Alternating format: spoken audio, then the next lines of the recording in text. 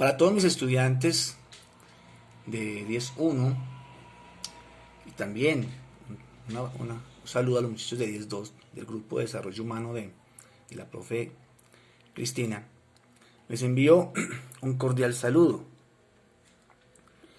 En mi intento de abordar algunas escuelas éticas y su aplicación a nuestra realidad, he intentado encontrar durante este año las escuelas griegas más reconocidas de la historia de la ética en Occidente.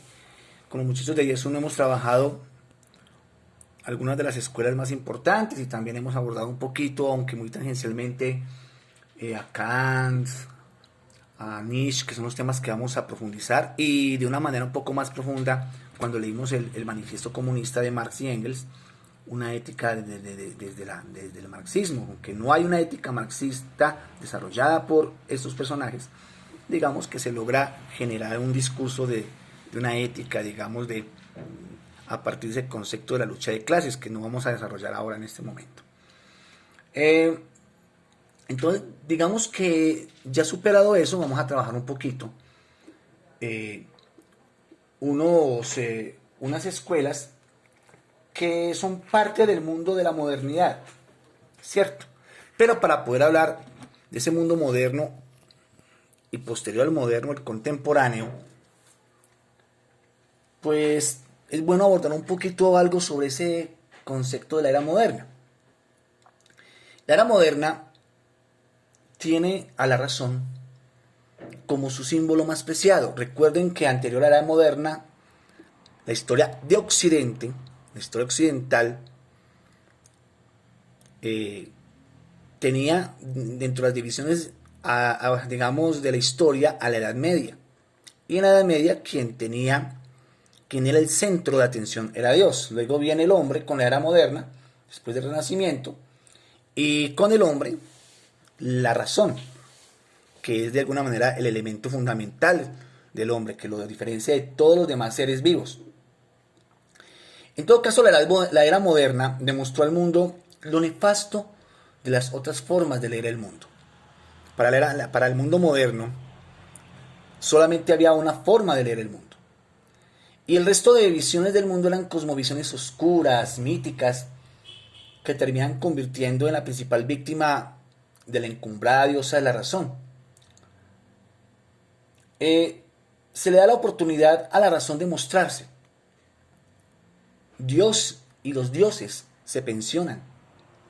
Y ella en todo su esplendor toma la batuta, toma el poder, se convierte en el centro de todo.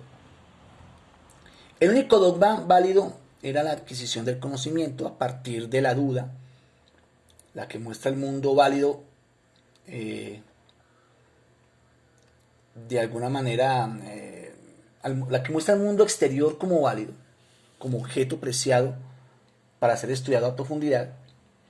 Sin embargo, no solo de manera curiosa se concentró en el descubrimiento profundo de la naturaleza, sino que se dio el lugar de negar, el lujo más bien, el lujo de negar otras formas de conocimiento.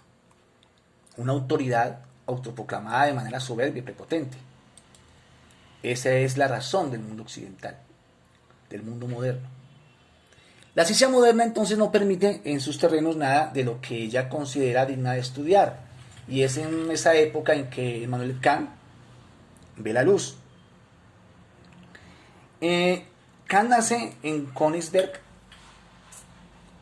Eso actualmente pertenece a Rusia, aunque él es realmente, tendríamos que ubicarlo dentro de la filosofía de los alemanes, en el año de 1724, y muere en la misma ciudad en 1804.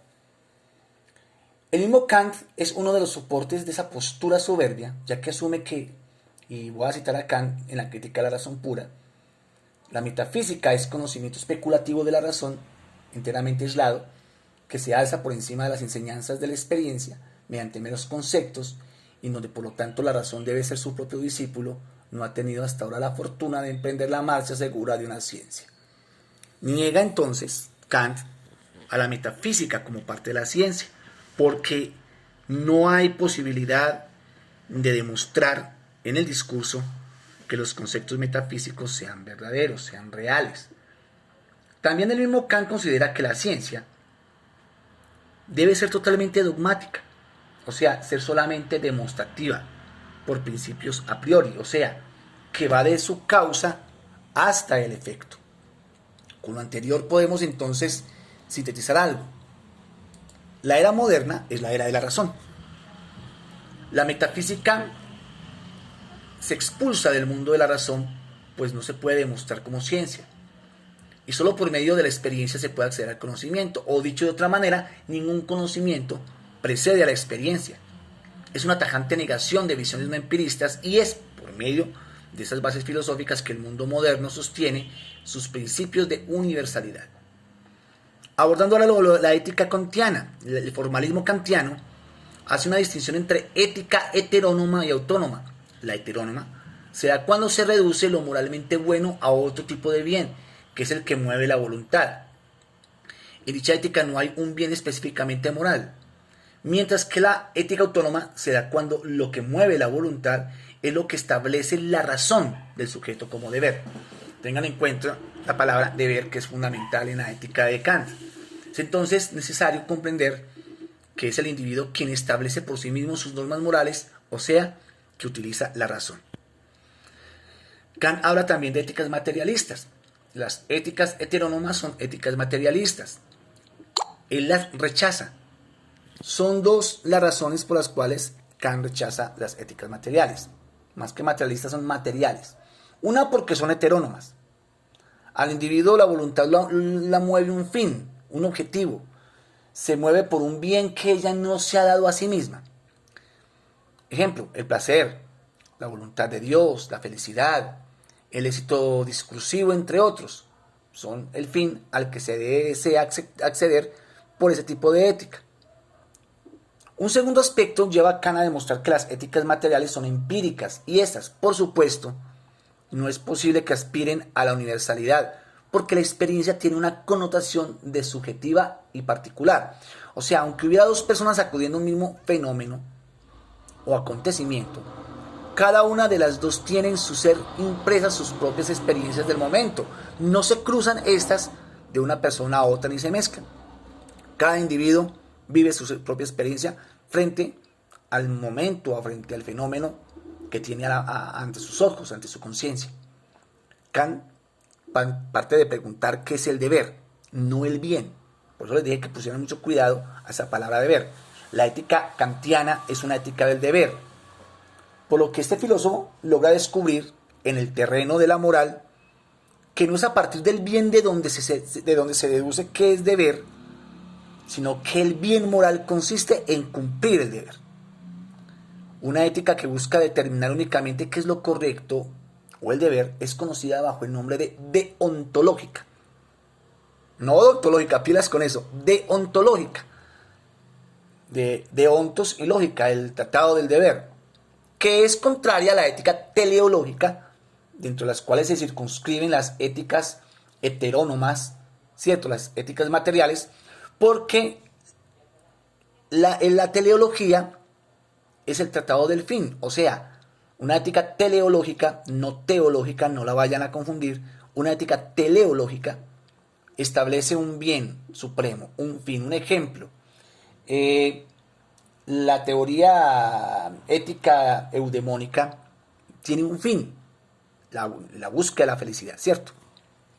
El objetivo de la ética hedonista es la búsqueda del placer, ¿cierto? Dentro del estoicismo, el objetivo es la búsqueda de la imperturbabilidad del ser. Observen que todas las éticas griegas son teleológicas porque tienden a un fin, ¿cierto? Mientras que las deontológicas no tienen un fin, sino que se aplican directamente por el deber. Una ética, vamos a parar acá y vamos a poner unas tareas. La idea es que ustedes consulten en su cuaderno, pongan en su cuaderno para cuando nos encontremos podamos entre todos socializar y ustedes obviamente van a exponer.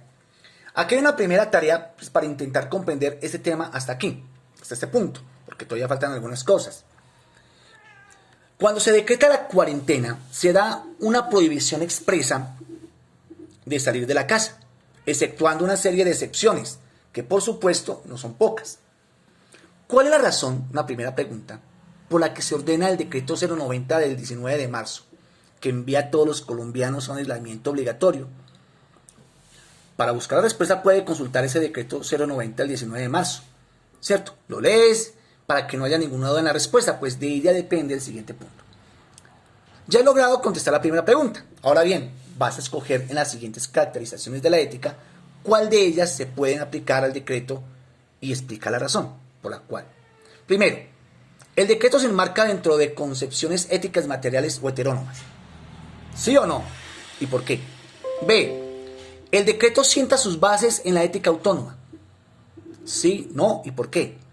El contenido del decreto 090 del 19 de marzo del 20, que ordena un confinamiento obligatorio, cumple el requisito para ser enmarcado dentro de la teleología.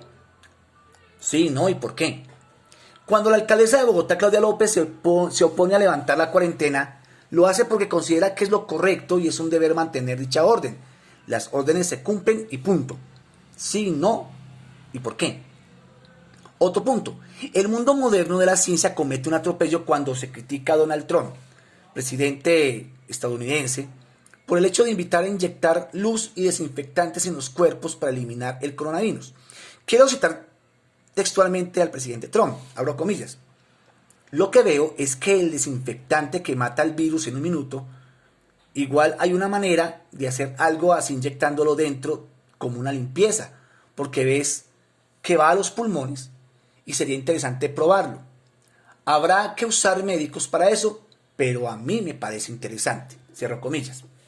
Entonces, sí, ¿no? ¿Por qué? ¿Cómo les parece esa opinión del presidente Trump con respecto, digamos, al pensamiento kantiano? Para la próxima clase, que tendremos el martes 5 de mayo, espero lleguen a clase con la siguiente consulta. Aparte de las preguntas, digamos, de este punto es donde usted me dice sí, no y por qué, a partir del pensamiento de Kant, deben consultar qué es un imperativo según Kant. ¿Cuáles son los dos tipos de imperativo que discrimina Kant y cómo los define?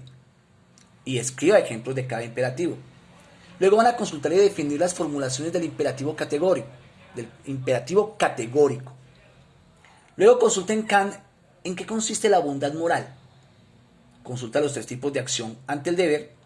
Aplica los tres tipos de acciones ante el deber por medio de un ejemplo que tenga que ver con la cuarentena. Propongo uno. Se cumple con la orden de confinamiento que se da en el decreto 090 del 19 de marzo de 2020. Ustedes propongan otro ejemplo. O sea, ese ejemplo del confinamiento, ustedes apliquen en los tres tipos de acciones. Y aparte de eso, ustedes proponen otro ejemplo. Entonces, muchachos, quedan con tareita para que sean juiciosos y se pongan pilas a trabajar. No es una cosa del otro mundo. Pueden consultar todo eso dentro de los textos que les envié la vez pasada, el primer trabajo, que fue un texto que les envié como unas 20, 30 páginas. Y ahí pueden buscar todas las respuestas necesarias para luego aplicarlos a estos ejemplos. Muchachos, me alegra saludarlos. Hasta la próxima, que será el día 5 de mayo del presente. Pendientes de la invitación y del horario. Un abrazo muy grande y bye bye. Se cuidan mucho.